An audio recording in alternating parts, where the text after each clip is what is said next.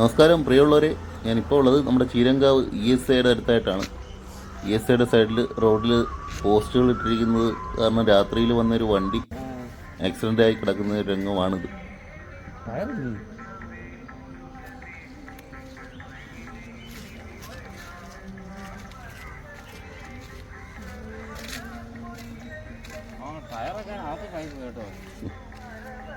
നല്ല രീതിയായിരുന്നല്ലോ കേട്ടോ. സൈഡിലിടിച്ച് ടയറ് വരെ പൊട്ടി അകത്തോട്ട് കയറിയിരിക്കുകയാണ്. ഇത് ഫുള്ളായിട്ട് അകത്തോട്ട് ഇടിച്ച് കയറിയിരിക്കുകയാണ്.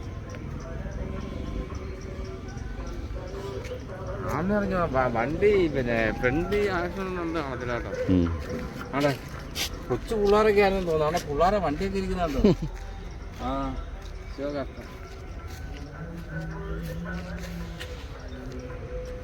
അകത്ത് സാധനങ്ങളൊക്കെ കിടപ്പുണ്ടല്ലോ കേട്ടോ. ഇളകി കിടപ്പുണ്ട് സാധനം.